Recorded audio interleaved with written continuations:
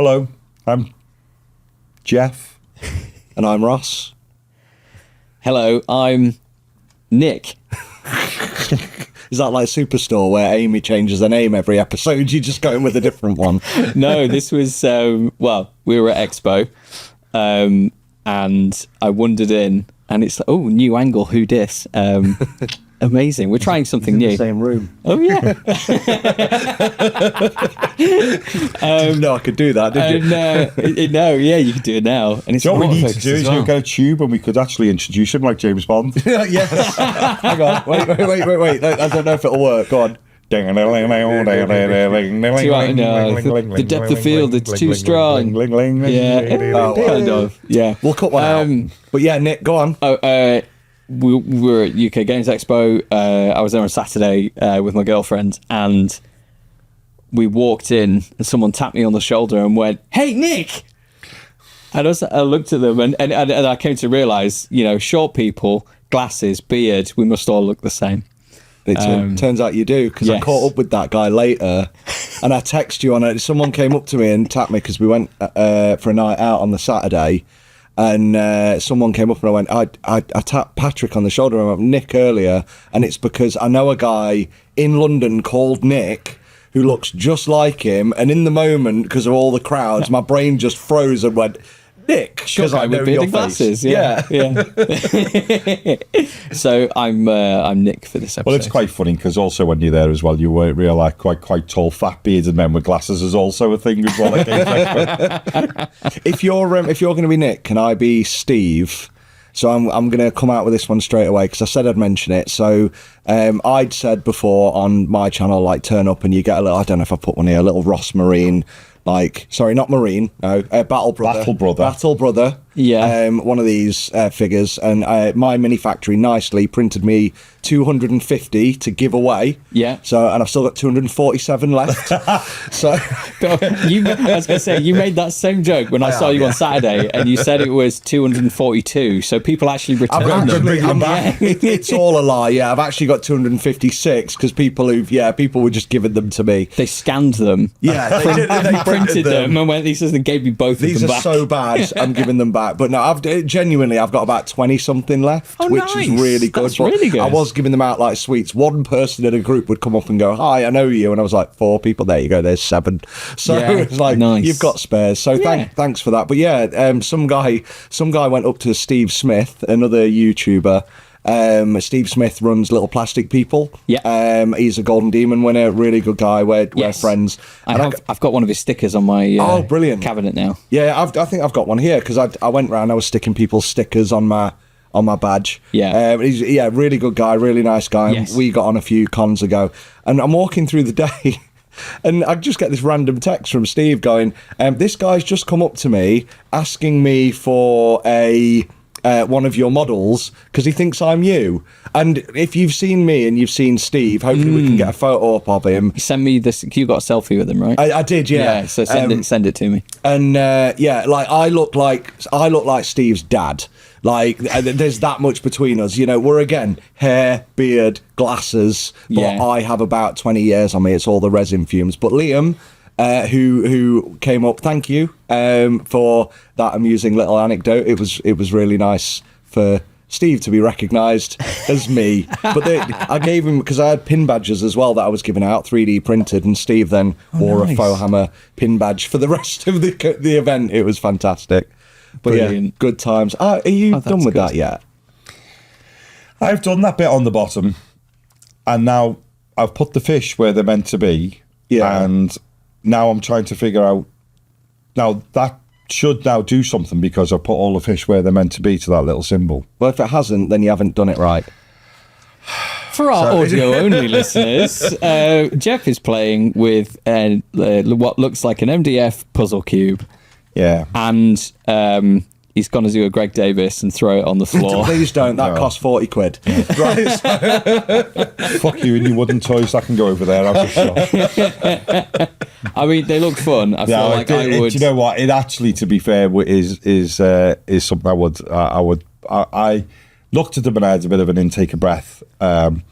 but at the price of them. But to be fair, I haven't played with that for about half an hour now. It's quite a cool thing, to be fair. Yeah, I do still want to throw it at a wall, but it's a very like what's in there, like some sweets or something. I don't know if there's anything in it. I think you can put something in it. I think you just meant to open it, but I should have asked that. I should have, like, of all the things, I just want to get through the puzzle. But I've been on one now for 3 hours. You know, when you open that and then you just end up in hell, like the box. Is that what it is? Yeah. I don't want to blame but yourself. It's a warp gate. It is. But I thought they were cool. They really are cool. I saw them last year, this company called Adventure. So I went with my family on the Friday. I took my wife and my kids, and it was really good. And I was like, I just want to see what they think is good out of this event, because I just went looking for Warhammer. Yeah. And I'm still looking. We'll get to that. Yeah, we need to talk about this hall in front of us first. Yeah, exactly. So this is my hobby hall. So there's a few bits. So these were good, but both my daughter and my wife were just glued to these. They're basically like an escape room in some kind of laser cut MDF box. But there were 6 of them, and I was like, I'm having all of them. And the guy did me a good deal. I didn't go up going, I'm an influencer, do this. I never said they were going to be on a show or anything like that. I want them because I think they're fantastic. But it's ID Venture as the company.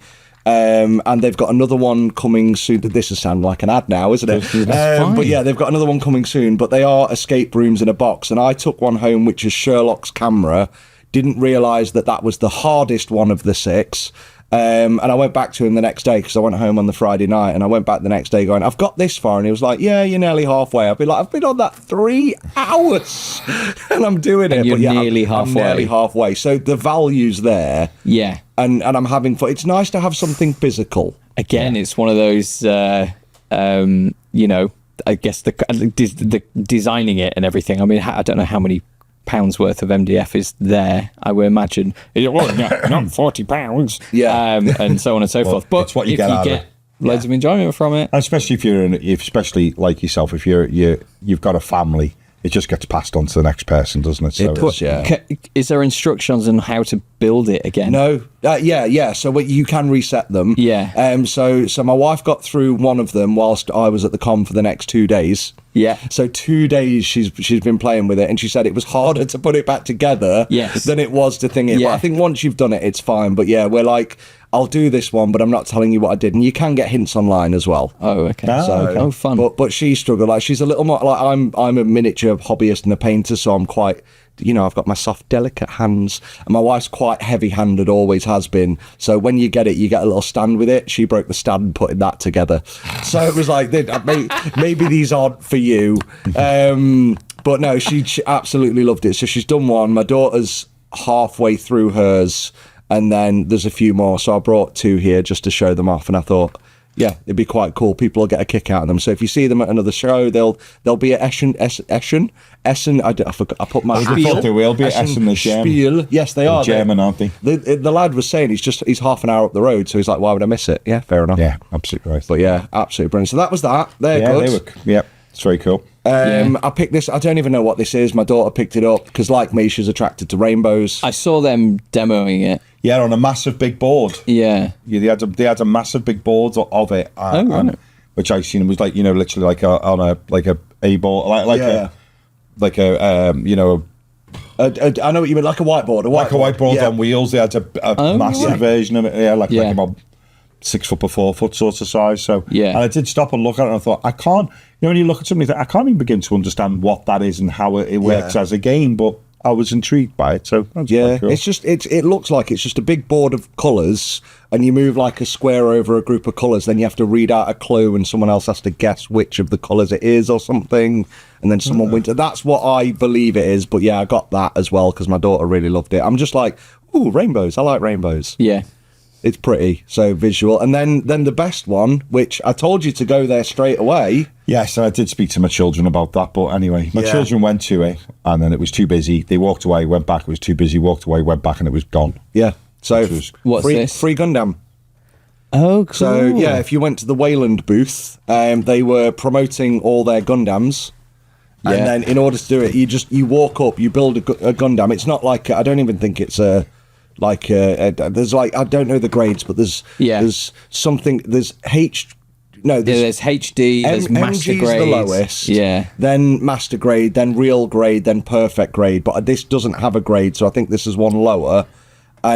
But it's still you don't have to study for that one. But no, exactly. But yeah, I did it in. It's cool. It's still iconic, isn't it? Yeah, it's a really iconic little kit. But yeah, it pops off no stick. It just pops off the sprue. Yeah, goes together. So Warhammer, if you're watching, and we've mentioned this on the Heroes. Yeah, we did. Yeah, they've popped off. So more of this because it was so fun to build. I wonder if, because say with the Gundams, they're quite boxy, aren't they? Like, do you think that helps with the push fit? Whereas Workshop, they have a lot of like cylindrical shapes or more natural shapes and all that sort of stuff. I wonder. Well, I've not built one of them, but I have built a First Order Stormtrooper.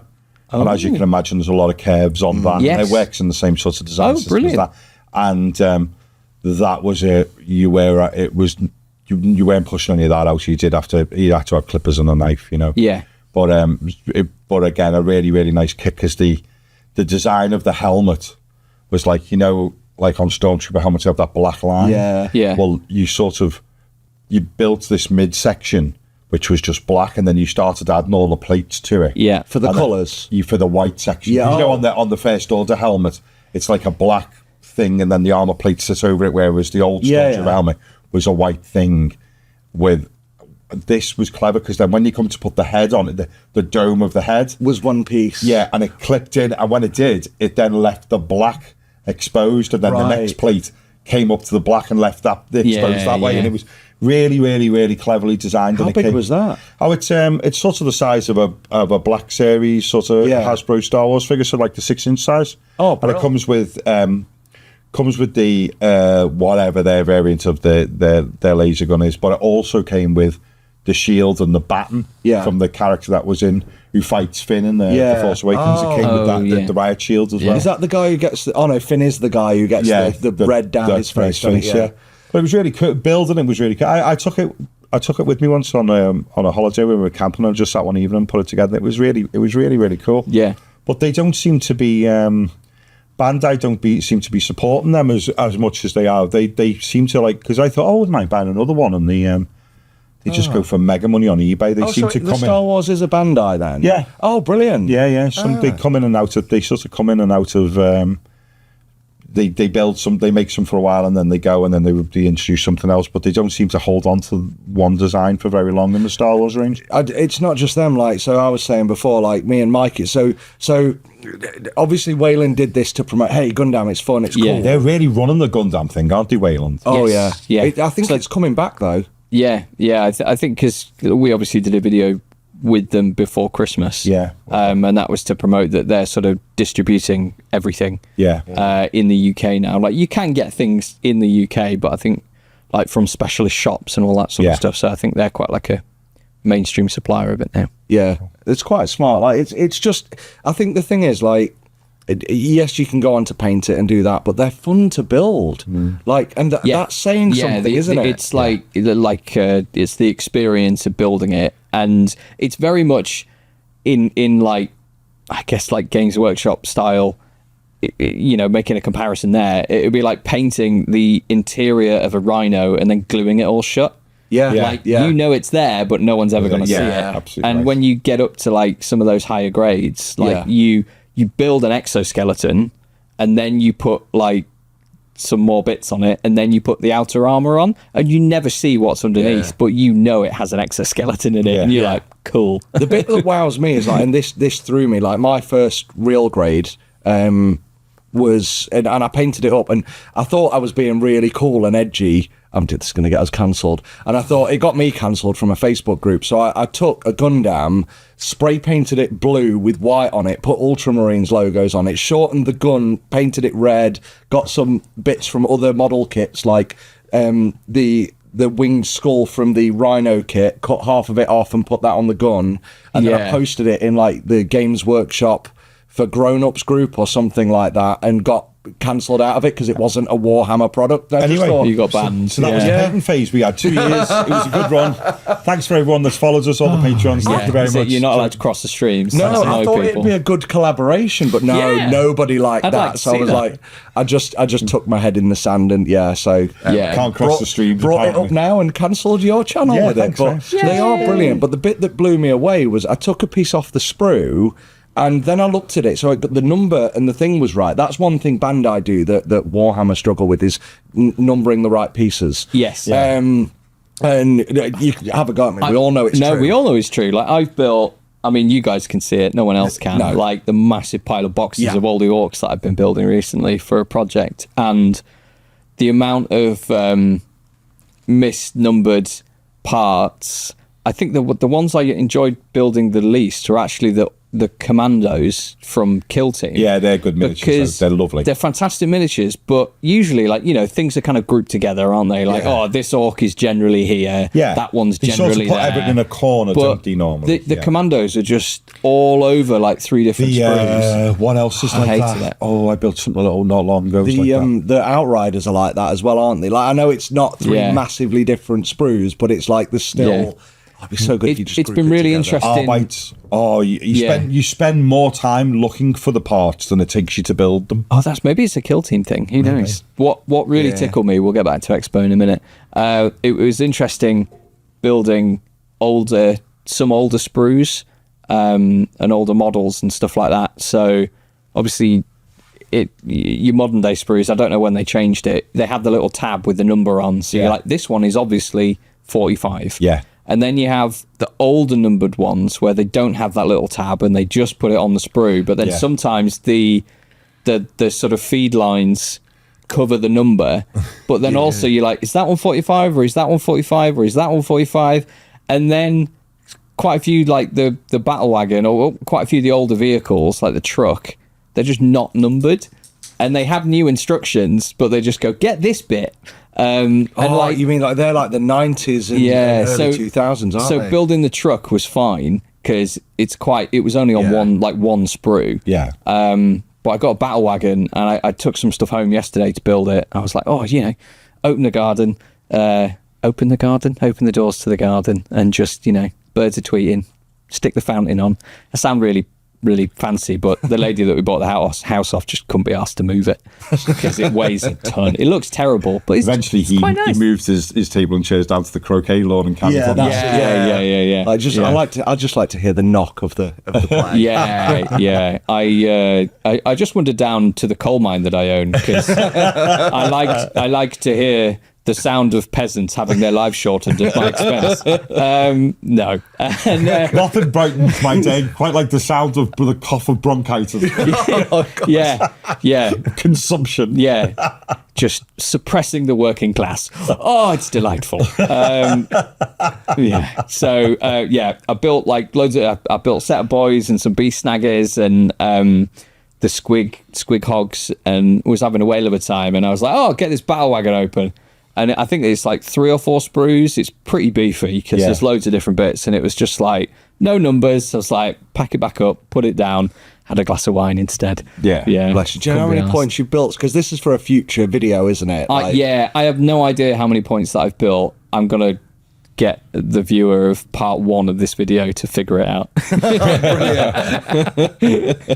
But yeah, no, it's like it already looks like a haul. It's terrifying me. So Yeah. good luck finishing that. Yeah, there's a lot of it. There is. But yeah, like the thing I was saying about the Gundam though is like, so I took a piece off and I'm like, this looks nothing like what it does. So I had this long straight bit that I pulled off the sprue. Yeah. But in the book it was like, no, this is an L shape. And I was there like, this is wrong. And I looked everywhere and I spent a good hour looking for where this L-shaped part was because they'd obviously misnumbered it. At least that's what I'd been conditioned to expect from other brands. Yeah. And then I don't know how I even figured it out, but on the sprue, this part was movable. Like it could actually twist. Because welcome to Gundam. How? And it turns out they do, like, because they do multicolor injections, so they'll actually inject one side, let that set, and then apply something else, then inject another side. So they've actually got a ball joint within a part that's on this. Wow. Yeah, it's incredible. That one that we have there, that's got moving fingers.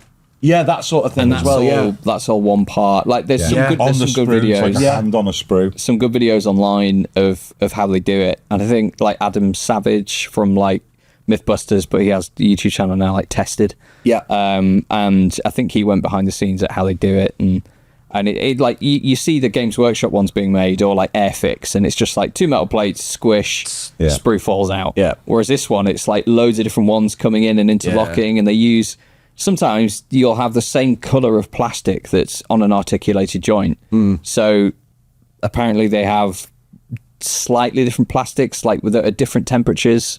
So one will be cooler a bit quicker and this kind of thing. And it's just ingenious. It is, that's why I keep referencing back to like the Space Marine Heroes are such different sprues, much more like Bandai. And obviously they launched in Japan, then came over to like Western countries. Because they have the little corner tabs, don't they, with the numbers on them. And It's more, it is more like that. And I'm wondering, like, a workshop will never go that way. No, but you say workshop will never go that way. But so who's done them? Who's made them? Well, I would say, considering the fact that they launch in Japan, probably it could be Bandai. So who's made what? Sorry. So the Space Marine Heroes are nothing like any other Warhammer sprue. They're completely different. Also, the main thing that you immediately spot with regards to differences to sprue is that the sprue frame is cylindrical. Yeah, exactly. That's it. Because I still think it would be Workshop that would make that. Yeah, they may like be, on the box, but they may be making it for how the Japanese audience, the Japanese consumer, them just so I've got props to show. Like these, they're so very different. Maybe they've done it different for the market that they're selling to initially with them. Because that is more of like an entry level game. It's a gateway drug to. To Warhammer, isn't it? Whatever they're doing, though, I'm loving it. I wish they went this way to pop off. It's more accessible. Yes, definitely. I bet if you open the sprue in that box, that these will look more like. Let's do it. Workshop will never do. I would say, when Workshop will never go that way, would be like the articulation and straight away you can see. Oh yeah, all that sort of stuff. Imagine a crossover though. Like, is that something? No, I don't mean like imagine like what I did, but imagine if you got like a Bandai Space Marine build kit. That would be amazing. So straight away you can see. Yeah, the whole thing is designed.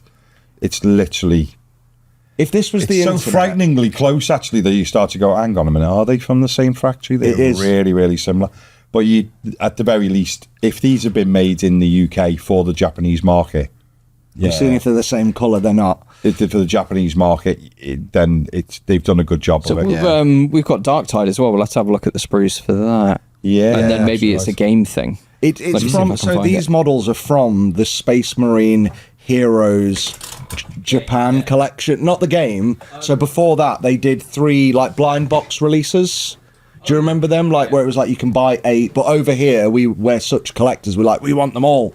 But yeah, so when they released them over here, it was like if you buy the box, you are guaranteed to get one of each model and an extra. Oh yeah. But the first one wasn't like that. Season 2 was, and then they did. So I think they did Firstborn, then they did Terminators, then they did Death Guard, and have they done another one?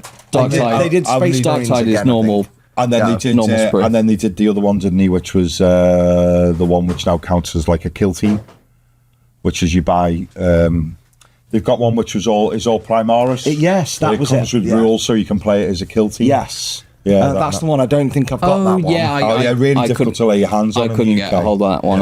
They announced it, and then and then basically went, you can't. I got the Blood Angels in the previous one. and then like all the market. It's quite funny because all the marketing is Primaris Marines on the front. Yeah. But then they're all firstborn. Oh, really? Oh. Yeah, because the new one's got like Gravis armor in it. It's Gravis armor guy. It's got a Phobos sniper. It's like a mixture of everything that's other than armors from the new. There was a bit of a drama around that as well, wasn't there? There was. Did he do a new captain for it as well? I think it's exclusive for. Yeah, probably. But like, it was one of them where I think that did upset a lot of people because I don't think they sold it through games. Well, I don't know. No, they didn't. Didn't it go through only through like game or something or something? I don't know what it was, but yeah, there was an uproar that like it's out and like great. Where do we get it? And it was one of them. You had the influencers again who were. Why didn't I get it?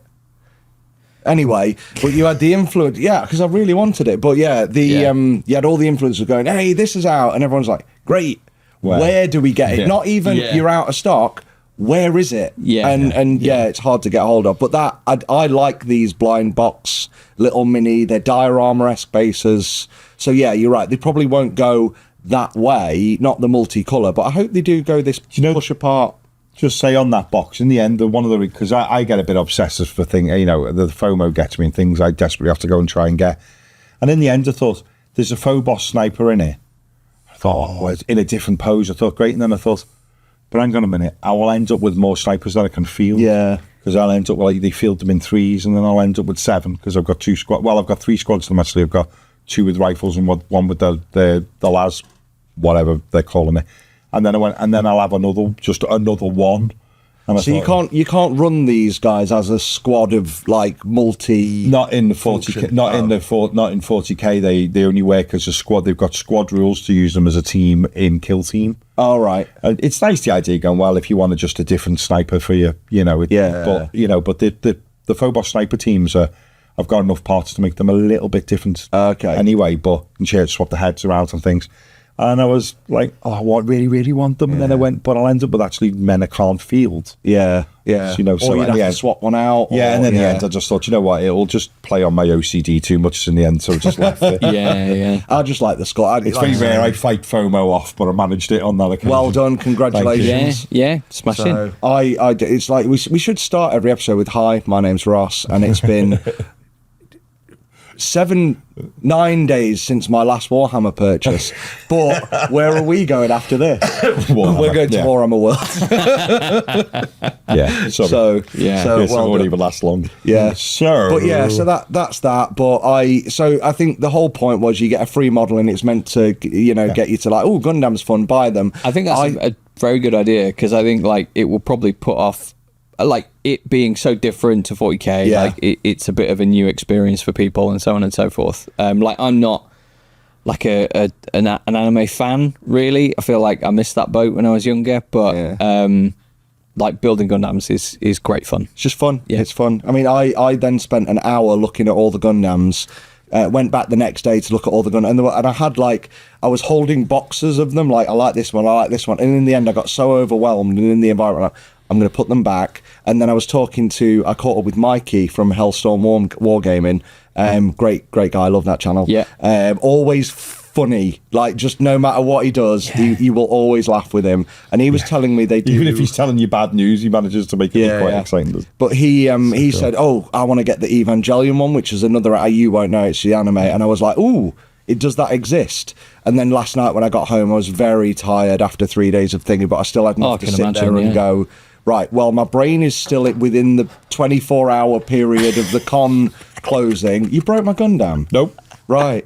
But yeah, because I was still in con mode. I was like, I can keep spending money. So I went Googling it, and it's hard to get hold of because they again, like the Star Wars one, I think they did a couple of runs and then stopped. Yeah. So I had to go on eBay, and I've ordered one for 140 quid, which is 3 times the price. But I'm like, it's either I didn't know these existed. It's either use it Unit 1 as a gunpla, and I'm like, I've got to get that. I can't wait. So 3 days.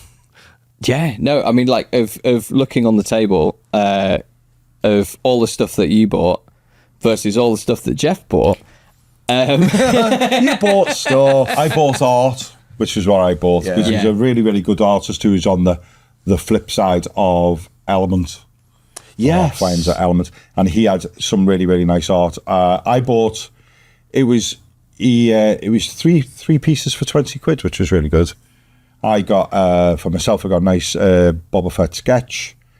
Was this like the black and white Japanese prince guy, or was it? No, this was a guy who was drawing. Oh, him! Yeah. He's fantastic. Yeah, I got Boba Fett from him. My youngest got Spider-Man in full swing, given like a peace symbol, which was really cool. But the one that was really good, which my eldest boy got, was actually a black piece of art, and only in blue outline was Tom Hardy's face roaring.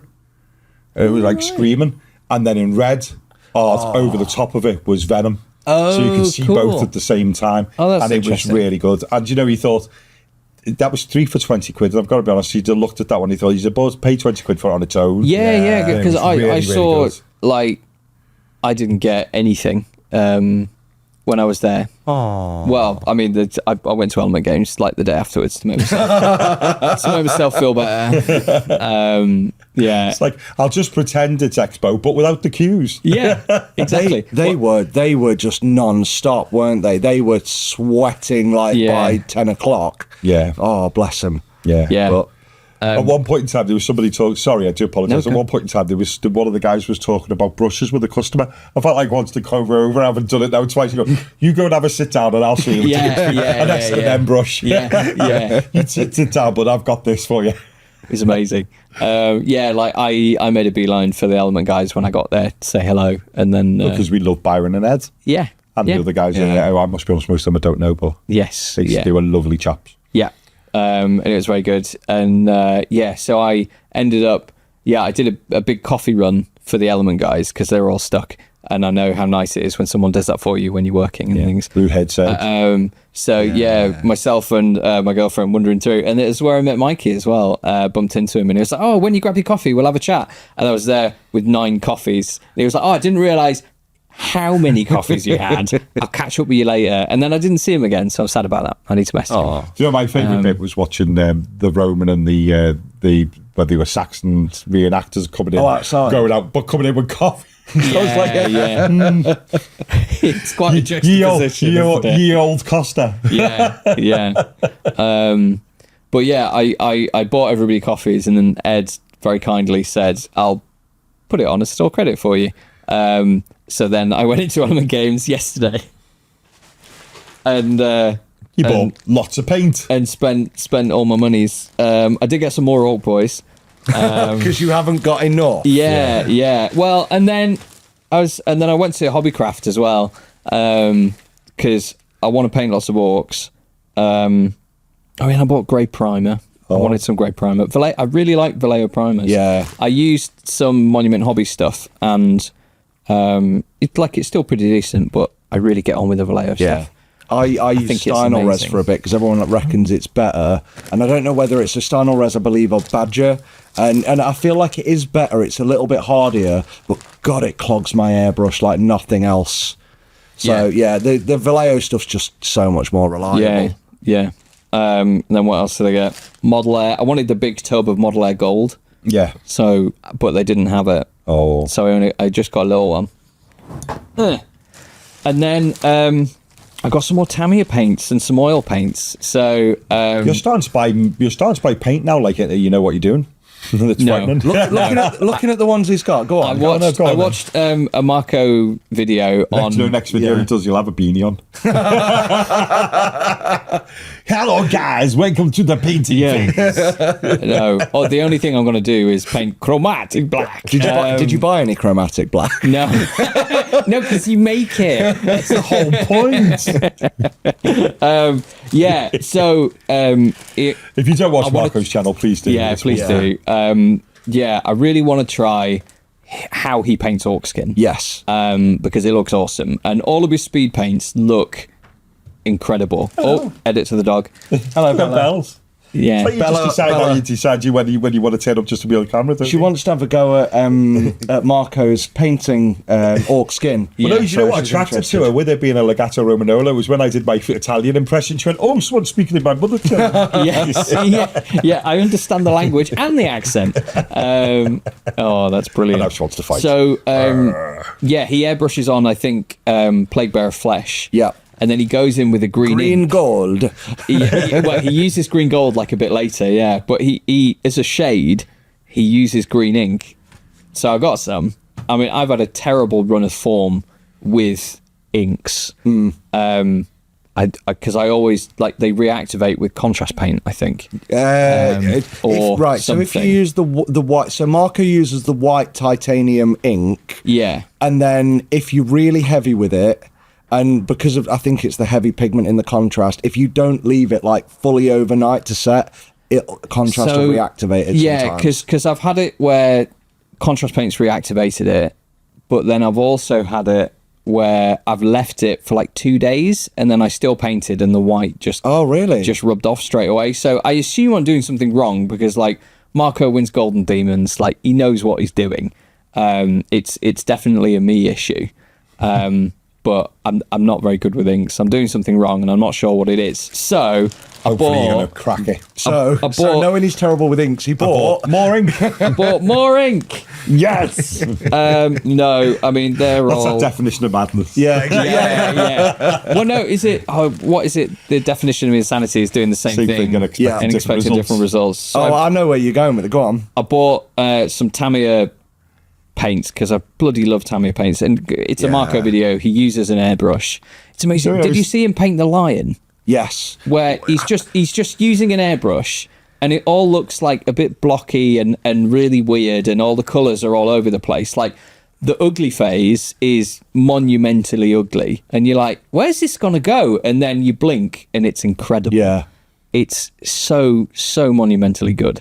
And he built it, no sub assemblies, painted the majority of it with his airbrush. The man is just incredible. I've tried following his guide. I've done a couple. That he's in Dublin and not here.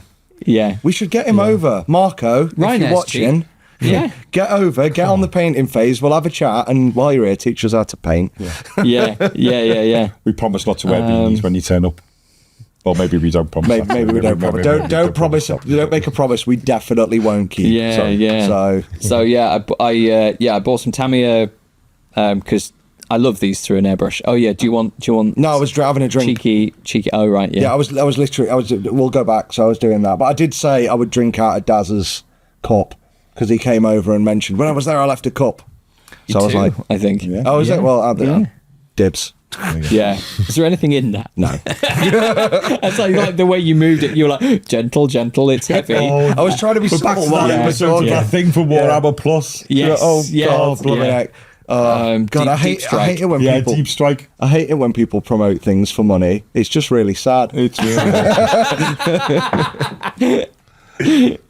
I got some Tamiya green. So I got clear green. So I was like, oh, clear green. Hopefully that might be like an ink. But you can thin these down like nobody's business. So I bought just some deep green as well, because maybe that isn't dark enough or something. He's looking frighteningly professional now. He is. Well, I'm also worried that if there was a spark in this studio on the night, this place would go up yeah. Well, the more enamels he's buying, the more scared I'm getting. This is why I don't leave much here. Yeah. I just buy crap that I shouldn't. If this place burns down, I'll remember I left my Rolex here. Oh yeah. Absolutely. I took my Rolex off and I left to here. Got a receipt for it. Yeah. So what are the Windsor? Are they the oils then? Yeah. So there's some Windsor and Newton oils. So magenta. Because it's again. So it's all with an airbrush apart from the oils, but he's just airbrushed 2 colours on for the skin. It already looks amazing because it's Marco. And then he just blobs of magenta on the knees and the mouth and stuff, and then black washes it and takes it all off, and you get the blend of magenta and black and brown and So I'm really keen to give it a go because it looks. I mean, he makes it look simple, but he's good with that, isn't he? He really does show you the steps and the why and the how. A lot of people are it's almost what's the old adage, draw an owl, do a circle, do another oval, do a triangle, draw the rest of the owl. Just add some detail. Yeah. Just be Marco Frisoni. Yeah. And there's a few like that, but Marco does go through step by step. And if you sub to him on his Patreon or Twitch or something like that, you get the full thing. Yeah. and because he cuts it down for the video, so you can actually watch the full process. And he doesn't shut up either. He talks you through everything. Does he? Yeah. Oh, sensational! Because I was thinking, I was like, I might try it out, and then join his Patreon just so I can find that video, because I'm not going to use his like metallic recipes and stuff, but I think the orc skin just looks so cool. And then he had he made up like a very pale flesh color for the highlight, because he did it. You wash it, and then he was like, for the highlight, it's dead easy. Mixed like a flesh color with a really pale green.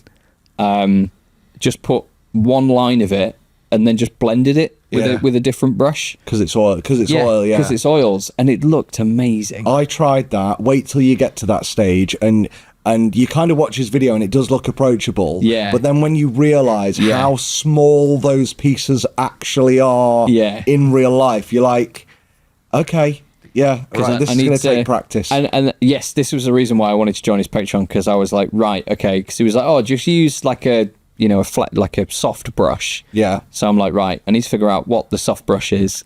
And then also kind of like, just how you go about blending it, because I'd just go, okay, and then it'd look terrible. Does he have a Patreon tier high enough where eventually he just walks right, comes out? Yeah, maybe, yeah. So Um, you press on it, next thing there's a knock at the door, he turns up. He might, you know what, as a fun thing to do, like, because he does classes, like, seriously, I would, if either of you guys wanted to, I would pay to go to his class and learn how he does like his colouring, just see it in live in person. Because I think, hi again, Bella. Marco is one of them where, like, my personal style or approach to painting, I think, is kind of very much like yours. I'm not scared of an airbrush. I'll give it a go, but it's very Cult of Paint and Marco and that sort of really impactful. Yes. Like bang for buck. Bang for stuff. bucks. I want speed, but I want quality, for the speed kind of thing. Almost commission painter plus. Like if you made an army, I'm gonna leave it on the dog. If you made an army, you go, wow, awesome. But then if you picked up an individual model, you'd still go, that's really good. Yeah, exactly. Like that's the dream. I think. So when I paint God knows how many points of orcs, obviously, like, we get noticed by a few people, and I think, like, I'd had a couple of conversations with some people that I bumped into, and Keris, my girlfriend, was like, oh, you should do a competition with you and Jeff, see who gets noticed the most. And then later on in the day, she was like, oh yeah, I was chatting, she was like, how many are you on? And I was like, oh, I don't know, like, I don't know, 4 or 5 maybe. She was like, oh yeah, I was talking to someone earlier today that you should have a competition between you. I was like, yeah, it was me.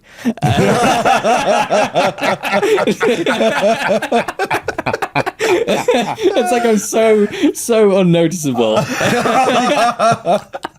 That even your own partner did. Brilliant. Oh man! So, of all the people that would recognise me, I hope my girlfriend would. But I had a similar moment, and this was complete arrogance. So somebody walked up to me and went, "Oh hi, I really like. It's really nice to meet you," and shook my hand and like things like that. And it was I was outside because I vape, and I went outside in the little courtyard area. Some guy went, "Really, really nice to meet you," and done this, and I was like, "Oh, it's great. Thank you very much. Brilliant. Would you like some freebies?" He's like, "Yeah." So I handed him one of the little Ross Marines and a pin badge. Battle Brothers. Battle Brothers. I'm screwed now. Yeah, sorry, lawyer. I haven't got one. I've got a mate who does law or something, but yeah. So I was like, yeah, there you go. And he just looked at me and went, what are these? And I was like, well, that's a faux hammer, like, miniature and a thing. He's like, what's faux hammer? I was like, well, me, you said you know me. He's like, yeah, I know you from the painting phase. I was like, oh, God. You forgot that you wear 2 hats. I forgot, now. yeah. I was like, double oh. hat. So I think, yeah, that was the biggest kind of like, that made me feel like, yeah, shut up. You like, you know, you're not a big wig. Yeah. Get back in your box and then go away. But I'm not getting you back in your box, just get out of that other box. Yeah, exactly. Yeah. I'd like to announce, I'm just going to cancel Farham. I'm here now. So screw it. Yeah. But no, that was it. But yeah, the one last thing I wanted to talk about, and it's purely because it's beautiful. Because it's beautiful. This is nothing but complete and total. I just want something for me, and it's nothing more than a card box for my cards. I don't play many trading card games, but I've got a lot of card sleeves where I'm like, they're collector's ones. I've got some Lorcana ones which got significantly devalued. Thanks for that. That's lovely, isn't it? But this is so the weird thing about this is I bought it from Element. It's the Dan Morris version. So Dan Morris is like a tattoo artist, yeah, who collaborated with Artis Opus. And put it this way, like you like me, we have our own Artis Opus brush set and branded stuff. And I prefer this to my own, like his design. So I'm kind of like, it's incredible. Isn't I want it? to send mine back and get that. I've got one of them boxes which was kindly given to me at Adepticon, and I've been looking at it and I kept thinking, what am I going to do with this? What am I going to do with it? And I couldn't think of what to do with it. And it's only when I looked at that one and there was a big dice on the top of it pretending to be a mace, or a mace pretending to be a dice. My brain's finally gone, I could put my dice in there. I don't understand why it's not passed through my brain at any point. There you go. I see that logo and then I went, oh, hang on. Now I do know what to do with that box. But they are just lovely. sexy. They are the lovely guy who books, did the design, Dan Morris, is the guy who. So do you remember Darren Latham had the Old Hammer Space Marine Firstborn painting competition thing, which was really fun, and there were a lot of great entries. Yeah, Tommy Sewell entered it up. Yeah, did he? I didn't know that. Yes, yeah, he brought one in, didn't he? So somebody had a tattoo of the Firstborn Marine done to enter into the competition. Oh my god! Talk about trying to win it. So, but what makes it a really small world is the guy who had the tattoo is the guy who works for Artis Opus and does like the CNC tooling and all the design work for these boxes. Yeah. And the guy who tattooed it is Dan Morris, the guy who came up with this and the other design. So it's like yes. So, but yeah, so that's my haul, your haul, which was the next day. Yeah. It gets you in a spending mood, doesn't it? Like you know what? I have mixed feelings. It was amazing to go, and I think my favourite times were just talking to people. Yeah, always. So chatting to the guys at Element, seeing Byron and Ed because I haven't seen those guys in a while. Seeing you for an extra day in the week. It's always a delight. I love how he points at me when he sarcastically says that, and not me and Jeff. Like, yeah, okay, I didn't see Jeff. Fair point. Yeah, I'll take it. It's fun. I saw you. I didn't see Jeff in the middle. Fair point. And then the people that I bumped into, I literally bumped into someone, and he was like, "Oh my god!" So that was cool. So if anyone said hello to me, that was amazing. I demoed a game. I think it was like a language game or something like that. Yeah. Called Da Da Da. It was next to Hughes and Q. It was. I wanted to try it, but I didn't have time. And it was quite fun. And we were figuring it out and having a play. And it was like, sorry, language has failed. And it's like, oh, god damn it. And then as we were leaving, it was like, big fan of the YouTube channel. And I was like, oh, I'm glad I wasn't a dick. You flipped the table when you lost. But yeah, it was awesome. But like, Christ, I was there on Saturday, so monumentally busy. I swear the walkways were a bit quieter. Just walking slowly around I think I was there for 6 hours. And I didn't buy anything. Like, I think I saw the one thing that I was like, oh my God, that's awesome, was somebody had made their own Lego kits to be like movie props. So there was lightsabers, guns from Star Wars, all that kind of thing. There was a pistol from Blade Runner, Han Solo's blaster and stuff like that. And I was like, oh my God, like I want so many of them. But then I looked at the price and I was like, nah. Yeah. There was a few bits like that. What I find weird, like we were saying, like you picked the wrong. So I was there all 3 days, as we said. Yeah. You picked the wrong day to go. Yeah. Because there was a number being spouted that there were 8,000 more people than expected at the event. But on Sunday when you got to the corners and you had to like I was walking around Saturday just showing everyone my cleavage, trying to get through like this all the time. But like, what the corners were like on Sunday where you couldn't quite squeeze through in like the far, that was every aisle all day. Yes. So you were just like, squeeze. Can I see? Da. So yeah, but I went for all 3 days, and we were saying, like you mentioned something before the show started, I didn't even see. So 3 days there, and I still missed stuff. Yeah, like I didn't find the Colour Forge stand. And it was right in the middle. Yeah, was it? Yeah. Stand, yeah. I went over because I just wanted to see what the content creator colours were going to look like. Yeah. And they look good. Yeah, they did. Yeah. Yeah. To be fair. Yeah. Some of them I couldn't see the point of, but generally I thought they were. I think the one I don't see the point of is Reliquary Red, pointless. And I'm only saying that because I said it to Mikey on the day. I was like, they're all good. Is there a pledge tier where I can get everything but that one? And for those of you who don't understand sarcasm, that's my way of just ripping Mikey. We were saying that if they'd approached us because we don't do a lot of painting, and although your painting is coming on leaps and bounds, we're not considered high level painters, shall we say? Definitely not. Within the content creator world, is that they would do like one for us, which would just be like like the cans for when you're cleaning your keyboard. Yes. Oh, just compressed air. They're not trusted. We're not trusted with paint particles. Maybe if you've got a dusty miniature, that's good on a shelf. Yeah. Brilliant. If you could pick a colour, because I had a word with Huey and I was like, why have you not got an orange, mate? I know a good brand for an orange. And he sort of looked at me weird. I was like, I've got more subs than Mikey, man. Like, seriously. Yeah. Just, I think like there's neck and neck in it. But yeah, he's obviously more the painting guy. I've gone 3D printing. But I would pick one of two colours. I'd either do a really vivid orange to match both my brand and yours and, would do something like that. Or I would go like resin grey. And I would literally like the best primer to paint your model the exact same colour that it already is, except it's now got a primer on it as opposed to Hammer's pile of shame grey. Pile of shame grey. Pile of shame grey. Oh, that's so genius. At least then it doesn't matter what resin you buy, you can spray it to look like grey plastic. And then the good thing is then when you enter it in competition, you only have to put 2 paints on it. Yeah. And there you go. It has got 3 paints on it. One of them's primer. Yeah. I need to watch, because I know like the people that are involved in it have generally put videos up and stuff of them using it. Interestingly, I think I saw a clip of Guy, because his is like ice blue, isn't it? Yeah, it's like more vibrant. I thought it'd be Space Wolves blue, but it's more vibrant. It's really bright. Like his channel colour, isn't it? But I think he slap chopped an orc and he started off with blue, and I was like, oh no way, that's interesting. And it came out pretty decent, didn't it? Yeah. Like I haven't seen the full video, but I'll have to have a look. Yeah. So ours would be the painting phase duster. Yeah, that's it. Yeah, just a can of air. Yeah. Just a can of air. We're joking, but for those who don't know, Games Workshop released cans of air.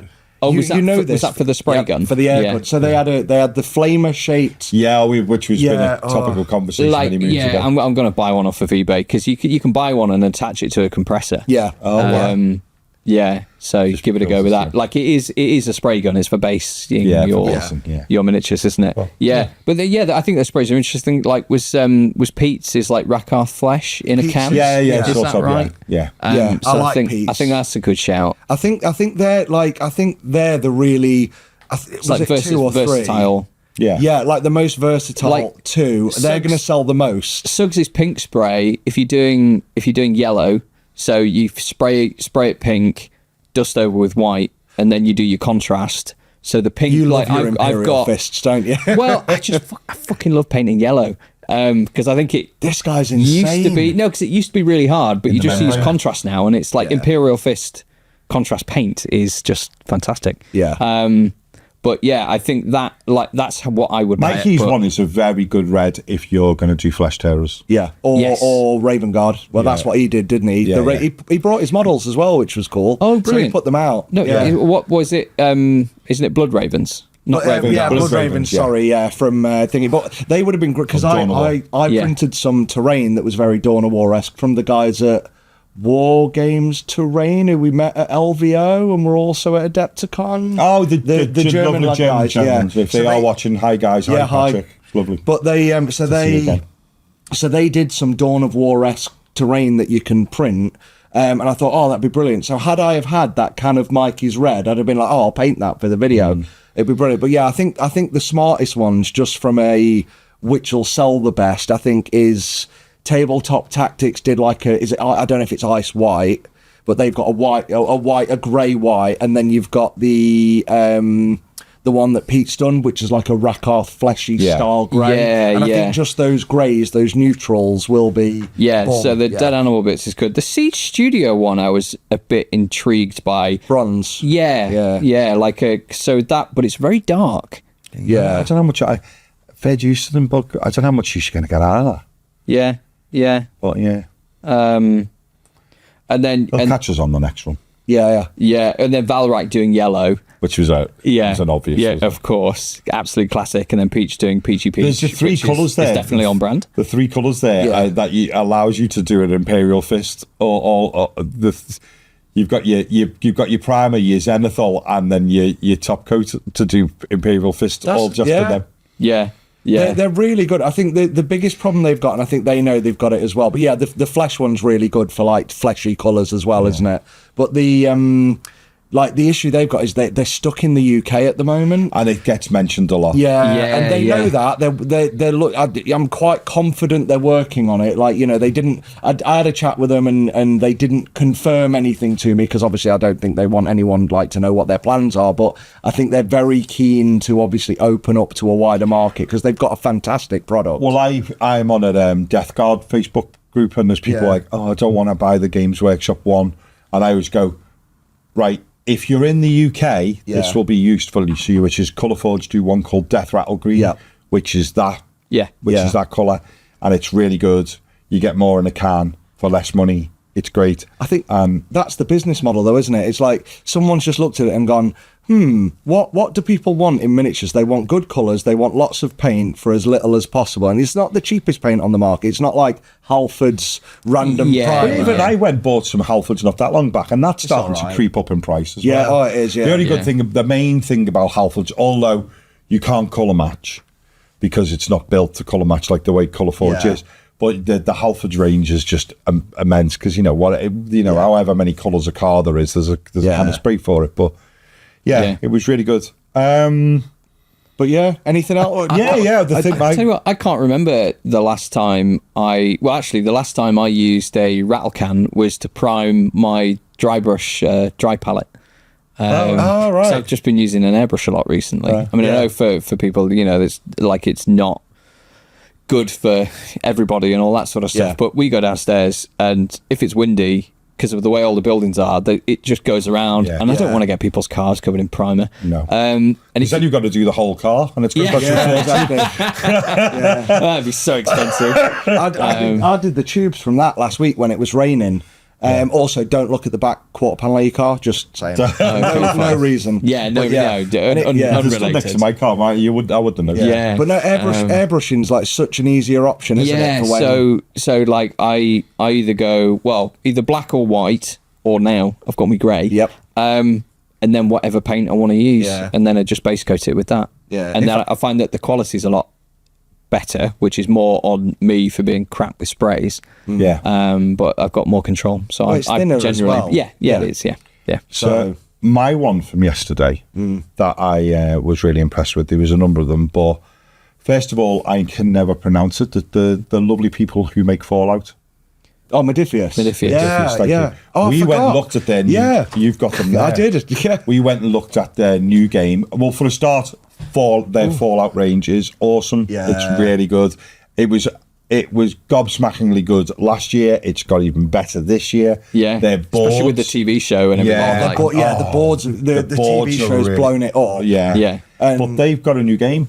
I can't remember what it's called. I can't remember what it's called, but I can tell you what the concept is, which it is Romans versus Cthulhu. Right? No, hear him out. But it's phenomenal, because they have the large Cthulhu, sort of old one creature, don't they? And I think it's interesting at times is that, we always go, models are too expensive, and then this and that. And we spoke to a lovely chap who worked for them yesterday, Jamie. Jamie, who was not Jordan. Jamie, who's wearing a really cool combat kilt. Yes, pockets on it. It was I was quite in awe of it, but I haven't got the legs for one. And he could hear. He was saying, we wanted to make the ancient one, the old one, this size, and we couldn't manage it, but we managed to get it within this price, and you could tell that it was like they were really trying to do the best for the customer, not we knocked it out this price and that's what we fancied. But it was really, really nice, and what we seen initially was a large, standard looking, in the nicest possible way, Cthulhu creature, loads of great texture on Yeah. it, just designed for dry brushing. Yeah. Really, really nice. And then that comes with like flying sorts of harpy type creatures. And then the other one that was really cool was infected Romans being turned into Cthulhu creatures with like tentacles come out of their neck. Like one of them was like ripped in half with this big. Just like you go, you never ever see Romans. Well, someone will now go, well, there's 25 different games with Romans to do with demons. I'm sure there might be, but I've not seen a standard Roman legionnaire being turned into like a weird mythical creature before the way this was. You were like, oh, well, really, I bought really the Roman kit from Warlord Games and made it myself. Yeah. Have you not seen them? But what they did, what Jamie said, which was a really cool thing, is that the Romans in the set are scaled to be the same scale as what generally Romans are for historical. Oh, cool. And they've done some of them to look really heroic. Big square jaws, as Jamie said. 2 swords and he chant.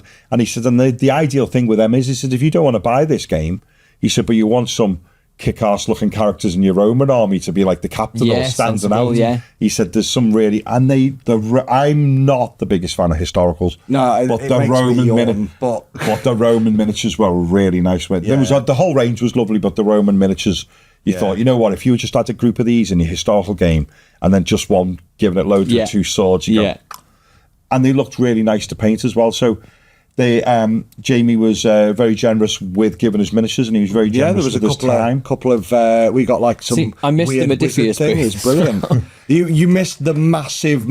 But this is it. Yeah, I don't know how much that would cost them. Oh God, they're there every year. They're massive, but just for like that, they missed the thing. Like what I like about them that he mentioned to me, because like again, I've just said historicals make me yawn. No offense to anybody who likes them. It's just not my thing. Not your bag. I like the same as fantasy. I like sci-fi. I like the future. I like technology. But I also like Romans, just generally, as a thing. And he was like, oh, and the whole range is going to be available as STL. And you're seeing more of that now. No way, really? Of like, we're releasing a game. You've got the options. You can buy the models. We've got plastic, resin. We've got box sets. Or you can buy the STLs and print them. That's really interesting. I think we're going to see a lot more of that. The poor dog staring at me because she wants to get on the couch. Do you know what's like orcs? But my favourite thing about She's like that, looking at me going, I want to lie down. My favourite thing about the fact that you can get them as STLs. Go and lie on the couch then, Belle. Go on the couch. Go on. Will you watch that? You won't be interested. Yeah, so that was really cool. I really liked that. And then I promised I would give them a shout out. Because I'm a sucker for ex-soldiers, like, myself out there doing something a little bit different, which is cool. And I met 2 gentlemen, one Royal Navy, one Royal Marines, so essentially still Royal Navy as well. And they have, I don't know how I'm going to spell that. Atelier. Pronounce it. Atelier. Atelier. Deadwood Atelier.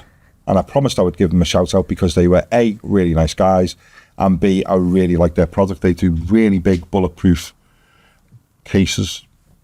They might not literally buy bulletproof cases for what though? For carrying your wargame army, your wargaming army. Is that a problem? Are there places? I suppose you're from Liverpool, aren't you? So that you've got to. Definitely. At least, well, I don't need bulletproof, but I definitely need baseball bat with barbed wire around. There you go. So bear in mind, I'm not having a go at Scousers. Yes, you are. Yes, you are. I'll just take it to heart later when I've got time. Cancelled. Just you. Yeah, that's fine. Cancelled. It was going to happen one day or another.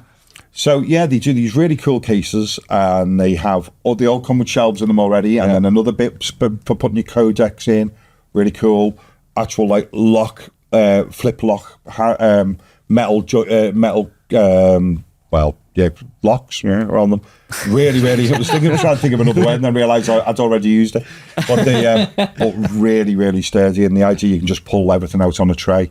Really That's cool. Nice. Yeah, so I promised I would mention them, and they are there. They good guys. Go and give them a look. I thought they were saying that their main problem at the moment is they've got the opposite thing for Colour Forges. They're doing big guns abroad.